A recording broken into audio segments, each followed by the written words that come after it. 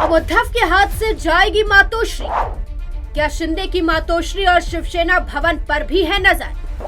क्या उद्धव ठाकरे साबित कर पाएंगे अपना वजूद? महाराष्ट्र की राजनीति के सिनेमा घर में रहस्य और रोमांच से भरपूर जो पिक्चर शुरू है, उसका अभी इंटरवल भी शुरू नहीं हुआ है। अभी तो बस फर्स्ट हाफ में एकनाथ शिंदे और उद्धव ठाकरे के बीच का ढिशुम ढिशुम शुरू है।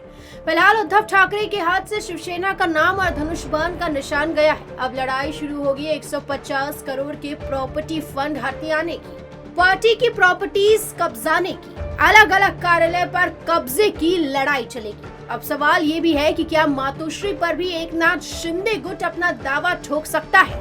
फिलहाल पिक्चर का अगला सीन 27 फरवरी को विधानसभा के बजट सत्र के वक्त दिखाई देने वाला है। शिंदे गुट पार्टी व्हिप जारी करने वाला है। केंद्र चुनाव आयोग ने शिवसेना की बागडोर एकनाथ शिंदे के हाथ में दे दी है। इस तरह से संविधान के जानकर उल्लास बापट की राय है कि पार्टी फंड शिवसेना के पास जा सकता है, लेकिन दादर का शिवसेना भवन और ठाकरे परिवार से जुड़ी अन्य प्रॉपर्टीज ठाकरे गुट के पास ही रहेगी। दरअसल ये प्रॉपर्टीज पार्टी के नाम पर नहीं बल्कि शिवाय ट्रस्ट के नाम पर खरीदी गई है। संविधान के जानकारों की राय में सामना अखबार पर भी फर्क नहीं पड़ेगा, क्योंकि ये भी अलग से इससे जुड़ी पब्लिकेशन का नाम है। टेक्निकली शिवसेना के वे 16 विधायक और 5 सांसद भी शिवसेना के व्हीप से जुड़े हैं, जो ठाकरे खेमे के हैं।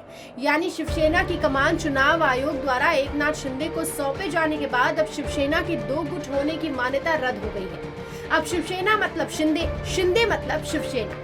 इसीलिए शिवसेना अगर कोई व्हीप जारी करती है तो ठाकरे खेमे के विधायकों के पास 2 ही रास्ते बचते हैं, या तो वे व्हीप के खिलाफ जाए या शरणागत स्वीकार करें। अगर वे व्हीप के खिलाफ जाते हैं तो उन्हें पार्टी डिस्क्वालीफाई यानी अयोग्य घोषित कर देगी, और अगर वे व्हीप के साथ जाते हैं तो इसका मतलब होगा सरेंडर। यानी अब आएगा कहानी में ट्विस्ट। कुछ ऐसा अगला किक देने वाला है। राज ठाकरे की पार्टी एमएनएस के प्रवक्ता संदीप देशपांडे ने तो ठाकरे गुट से ये सवाल भी किया कि अगर सुप्रीम कोर्ट ने इलेक्शन कमीशन के फैसले को नहीं पलटा, उसे स्टे नहीं दिया, तो क्या ठाकरे गुट के 15 विधायक शिवसेना के व्हीप को मानकर सरेंडर करेंगे या अपने विधायकी त्याग कर इस्तीफा देंगे और चुनाव के रण में कूदकर मर्दानगी दिखाएंगे?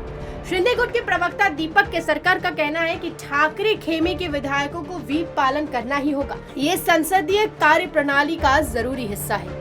उद्धव ठाकरे ने ओपन जीप कार पर चढ़कर अपने समर्थकों को संबोधित करते हुए कह दिया कि चुनाव की तैयारी में लगो, गद्दारों को गाड़ कर ही रहेंगे, अब चैन से नहीं बैठेंगे। पर सवाल यह है कि उद्धव खेमे के विधायक इस्तीफा देकर फिर चुनाव में कूदने का कलेजा रखते हैं या वे अपना टेन्योर पूरा करने की मंशा रखेंगे।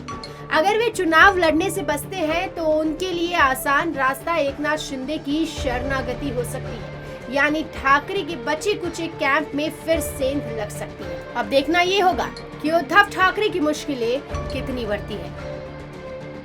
Bureau report, metro Mumbai.